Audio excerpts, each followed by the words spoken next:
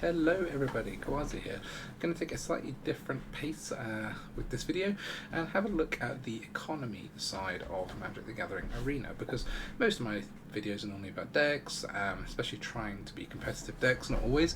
But today what I want to look at is how you can grow your collection in Arena to allow you to build those decks with the minimal outlay as possible, because most people don't want to just dump hundreds and hundreds of pounds into Magic the Gathering Arena, and there are many ways you can actually grow your collection without doing that. And I'm going to use the new Alchemy set as an example of how this can be done. So, to have a look at the cards that I already have for the new Alchemy set, we can do like this, just start a new deck, click not collected, and then you can see all of the cards possible. I believe there are 30 new cards, of which 20 are rares or mythics, and those really are the cards that we're worried about in terms of trying to collect things. I would say, and anyone who's been playing Magic the Gathering Arena for any length of time, it's pretty much very easy to collect uncommon wildcards. You get them as rewards all the time. Uncommons are obviously uncommon, they're much easier to collect than rare just through opening packs, and typically you're not going to struggle with unlocking uncommons. I could, if I want to, go and craft every uncommon from this set. I don't bother normally because I'm going to open them quicker than I'm going to open the equivalent rares. If you look at the ratio of wildcards I have left, I actually have more uncommon ones than common, even because there are more commons to craft, I think is the reason for that. But also, yeah, look at the ratio of uncommon to rare. I mean, it's so extreme that, yeah, I basically don't worry about talking about collecting uncommons, because the rares are that much rarer, and mythics basically are just another form of rare. There are far fewer mythics, so you actually need fewer mythic wildcards, but they are harder to get as well. So to look at the new set, I just wanted to cover off what used to happen up till this latest Alchemy set and what seems to be happening now. So up till now, Wizards has always issued codes for Magic the Gathering Arena, which if you go to the store, there is a redeem code box at the top, and there are still a whole load of these codes out there. If you haven't ever redeemed codes for previous sets, there is typically one for every set released, which will look something like this: play, and then the name of the set. So it could be Bro, it could be play Dominaria, or I'm not sure. There's a whole load out there, and if you Google Magic the Gathering Arena codes, you can find a load and put them in here. For each one that you redeem, you'll get 3 packs. Instead of doing that this time, Wizards has introduced this new mail system, and if you click in here and click claim, it will give you some free packs without you having to go and put the code in, which is obviously a much better way of doing it. So congratulations to Wizards on that one. Also, there is usually an event that Wizards launches with a new set, which lets you enter for free, and you can play through and gain up to 3 rares. What Wizards have said is that because they're not doing that event with this release, I'm not sure why, probably just due to conflicts with other events they have coming up, they've just given everyone 3 free packs. So this collection that you see here from the Alchemy set, the latest one, is just what gets given for free. I've not done anything here besides log in and claim all actively and free rewards that I have. So this is our base, starting base for collecting this new set. As you can see, as I mentioned, there's 20 rares, and obviously to get a play set of each, we're talking about getting 80 rare wildcards, and that is where some of the tips and tricks in this video, trying to build that set out, are going to come in useful, because having opened 6 packs, which are the 6 for free, we have 6 of our rares completed, and 6 out of 80 isn't going to get us very far in terms of building out a deck. So hopefully some of these tips will help. Okay, tip number 1 is drafting. So whenever a new Alchemy set is released, Wizards will always put on a special Alchemy draft event. Now, I know that the thought of drafting can be quite intimidating, especially if you don't think you're very good at drafting. And I tell you what, I mean this honestly, I am not good at drafting.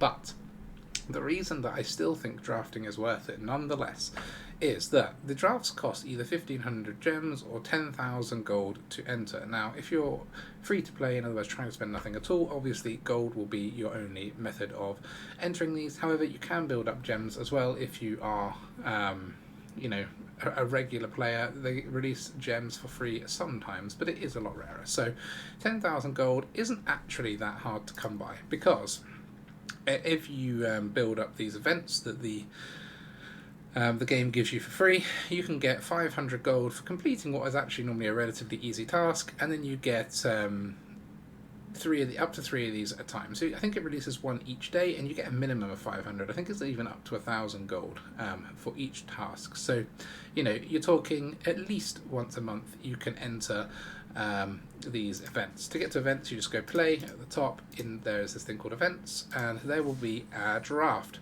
I would highly recommend entering one of these. The reason being that if you spend 10,000 gold to enter these, which is a free-to-play currency, you can win up to 2,200 gems and 6 packs. Obviously, you can enter this for 1,500 gems. So if you look where the break-even point is, it's basically 4 wins, because 4 wins gives you 1,400 gems, i.e. you only lose 100, but you do get 3 packs. So getting 3 packs is a pretty good reward for 100 gems, but you also get the cards you draft. So that is the sort of main benefit, if you will. I mean, the thing about drafting is that obviously it's not always best to just pick all the rares out of the packs. Once you've picked often your rare in your first pack, but it won't always be. Maybe half the time it would be a sensible decision or something like that. You then don't necessarily want to pick your rares from your other packs because it might not be in the same colours. However, if you do want to just rare draft and draft all the rares and then just make the best deck you can, you still might have a chance of winning some. Worst case is you get 50 gems and 1 pack, and that is if you manage to go 0-3, which is relatively difficult to do in draft, but odds are you're going to win 1 or 2, and all of a sudden you're starting to win some gems and some packs, all just for spending gold to enter. The reason that I would recommend doing drafts is because if we are after, let's say, the remaining 70 or so rares, if we get 3 packs and we pick, let's say, 2 rares out of those, and then we win 3 packs, we're already gaining an extra 5 rares. So you're talking about acquiring, I don't know, what is that, like just under 10% of the rares that you need to complete the set in one draft, and that's only if you do average. You could do a lot better. You could pick more than 3 rares if they get passed to you, and you could do get more than 3 or 4 wins. So you have the option really to complete about 20% of an alchemy set just by winning one premier draft and pulling some rares get passed to you. So I would say that as far as ways to spend your gold goes, this is one of the better places to do it. That brings me on to tip number 2. Tip number 2 is be careful how you spend your gold coins in Magic the Gathering Arena. The client is pretty much geared up to try to extract your gold from you without allowing you to complete your collection. That is not a surprise.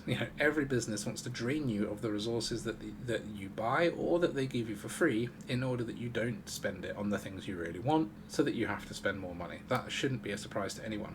And the main way that I find the Arena client does it is these daily deals. So the daily deals in the shop can sound great.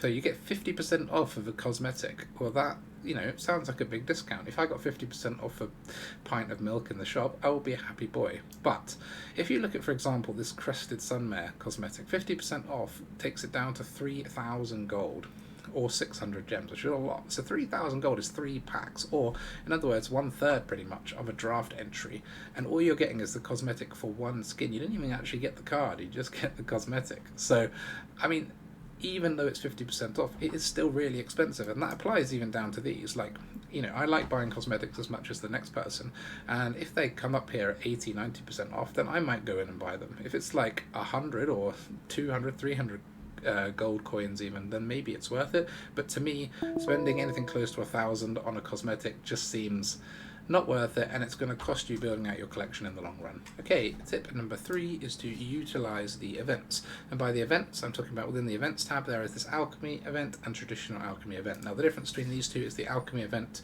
is a best of 1 tournament where you keep playing until you reach 3 losses, whereas the traditional event is a best of 3 tournament, so you play best of 3 each time, and you play 5 matches, and then you get a different reward depending on how many you play. Now note, the traditional one costs you 5,000 gold or 750 gems to enter, and the standard one, or the best of one, is 2,500, so half the price in both. So in terms of if you are gold limited, then playing this one and spreading your bet, let's call it, is probably the best idea, although obviously a best of one is a slightly more volatile game to play. However, because of that, I think you find that the best of 1-1, in my experience, typically has a weaker field and you will generally place higher. So what is the alchemy event?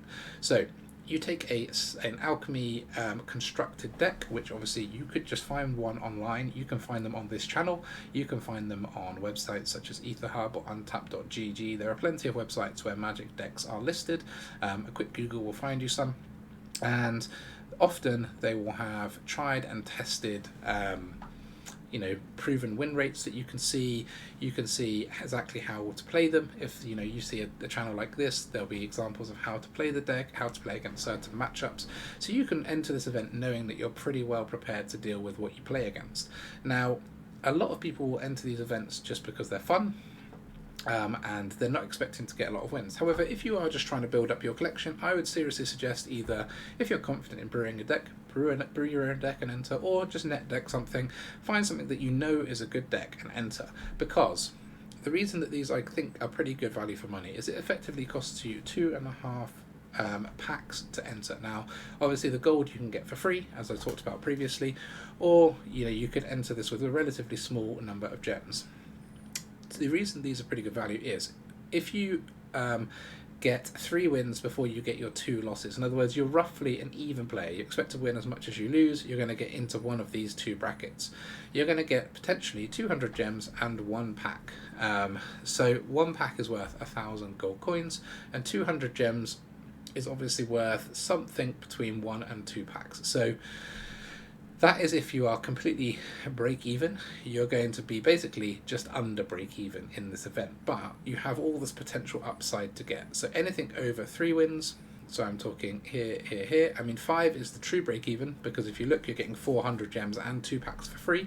But if you look at 4 wins, it's only going to cost you 75 gems for 1 pack. That is also a benefit if you're looking to take gems or packs equivalently. So if you think you can get 4 wins or more, this is always going to be a profitable thing to enter, especially with the upside being that if you obviously can get to 7 wins by playing a decent deck, you're going to get a profit in gems and 3 packs for free and a play-in point. Play-in points aren't necessarily that valuable because you need 20 to be able to enter the qualifier play-in, and then even if you enter that is a fairly competitive tournament and you may not place very highly, but it's a little added perk if you get to 7. But even if you're getting to 5 or 6, you're getting already as many gems as it would cost to enter and packs back for free. And the alchemy events are relatively easy compared to the standard ones, at least, because alchemy is a trickier format, I would say, to optimize decks for, but B, it is also the format marketed at new players. So if you're a new player yourself, great, you want to be playing against other new players, you don't want to be playing against experts. But also, if you are an improving player or a skilled player, then you're going to be able to place highly in these quite regularly, which is then just going to mean you always profit, which is great news for you. The more time you have, the more packs you can earn. What I would say about these events is also they're pretty good sort of value for your time. So Alchemy, for example, one of the strong decks that's been around since Alchemy was released is Mono Red, but there are plenty of aggressive decks, and most alchemy games are actually pretty quick because it is a high-powered format. Game times are relatively low because one player wins or the other pretty quickly. So I would say you can actually get through your 7 matches that you need to play, or let's say you need to play 9 at most if you lose 2 and win 7, within 45 minutes probably. It can take longer than that, but you're probably looking at an average game time of about 5 minutes in alchemy, so you're probably looking at around 45 minutes at most, so probably half an hour for your average alchemy event from start to finish if you just rattle through all your games one after the other. Now, obviously, if you choose to play a slow control deck, that is up to you, and your games will take you longer. But if you want to race through, and if your idea is to gain as many packs as possible, you want a deck that has a low average time, that has a high average win rate. That is what you want to find, and you can find those on Untapped. It will tell you the average game length for each deck, but also just look for aggro decks on things like this channel, and you'll be able to find ones that are good for farming these events with. So my advice is, for this tip, utilize the alchemy event, play it as often as you can as opposed to playing on the ladder, because you actually will gain packs for it. Tip number 4, don't be afraid to buy packs. You won't find that the arena client often directs you to the packs page, but often when they bring out a new alchemy set, they will release a one-time bundle of packs like this, which contains 20 for 15,000. So this is actually a really good thing to buy. You may have to save up to 15,000 before the set comes out. As you can see here, I don't have enough and it's greyed out. But obviously this is better value than buying packs outright, and is really good. 20 for 15 is really good value, because often a pack costs you 1,000. But what I would say is, don't worry about buying packs. I think it's actually a pretty good way to spend the gold that you earn from the quests in the game, compared to buying things like cosmetics, as I've already said. Especially given the new golden pack mechanism that Wizards have brought in. So every 10 packs you buy, obviously you'll get 10 rares or mythic rares, and then you'll get a golden pack, and the golden pack contains at least 6 rares. So for every 10,000 gold you spend, which is the same amount as buying into a draft, these days you're going to get given 16 rares. Now, as I said, the set only has 20 different rares of 4 copies each, so you're talking 80 rares, and there is duplicate protection on everything you open in a pack, so you can never open the ones you've already got 4 of. So being able to open 5 sets of 10, and you basically have the entire set, which obviously you don't need the whole set to build every, that's only if you want to build every single possible deck. So after opening 10, you pretty much will probably have the rares you need, especially because you're getting wild cards along the way, which you can then use to fill in the blanks in your decks. So yeah, do not be afraid to open packs. Tip number 5 is to preserve your wildcards. So wildcards are actually pretty difficult to come by, I mean, as you would expect, because they do fill in for any card that you don't have, and you don't really get a lot of them. So trying to build a whole deck from wildcards is going to be difficult. If you look at the latest alchemy set, like I said before, what I would typically do when building a deck, especially if I want to net deck something or copy something, is I would look at what I have a lot of and then look for a deck in that color. So as it stands at the moment, I seem to have red rare, red mythic, black red mythic. So I'm looking, possibly as black red or Grixis or Mardu as being the best colours that I can make with what I've opened so far, and that will often be where I try and start my build process. Whilst it may be tempting to be like, I love Forge Fire Automaton, I want to build around that. I mean, I haven't opened any of those, so that would be the most expensive deck for me to try to make. What is easier is if I look at what I've currently opened and then try to build around those. If they turn out to be rubbish, then whatever, I can always try and net deck something that's better, or I can try and fill in the blanks that I need elsewhere by playing the alchemy events, etc. But what I would say is build around what you've got, and don't try to craft whole decks of wildcards, because you will then have to spend loads of money on the game, and that's kind of what they want you to do. What is better is to fill in the blanks with wildcards. So after I've tried to build out my collection for a little bit, utilising the events, utilising the free packs, etc., I'll probably be, I don't know, I would expect somewhere between 4 and 8 wildcards away from being able to finish a deck, which I have available here. So that's kind of the position I want to get to. The other thing to bear in mind with wildcards, etc., is even if a deck or a net deck requests that you put, 4 copies of the Great Desert Hellion in, you don't need to put 4 copies in. I wouldn't bother crafting my 4th if I've already got 3. You're going to be able to play the deck mostly for what you want to do with it. You would stick something that you do own in that spare spot. Try and find either the closest equivalent from standard or from other alchemy cards, rather than blindly crafting the extra things you need and wasting your wild cards. So that's this tip. Be careful with your wildcards. Okay, that brings me to the end of my tips for building out your collection when a new set is released on Magic the Gathering Arena. It's not, groundbreaking in the sense that there's not tons of cards for free that you don't know about, but if you do follow these rules, I am confident that you will be able to get more cards than you think, without spending money, basically, because that's ultimately the goal. Spend as little as possible and get as many cards as possible. If you did find these tips helpful, please do leave me a comment and let me know. If not, then please leave me a comment and let me know as well. I have no idea if this is helpful to people or not. You may already know all of these things or take the same approach as me, or you may not. Similarly, If you do have any tips for people for building out their collections that I haven't covered, then I would love to hear those as well. There could be things that people can do that I don't know about, and I would love to hear about those too. But either way, thank you very, very much for watching. I hope you found this useful, and I'll see you next time.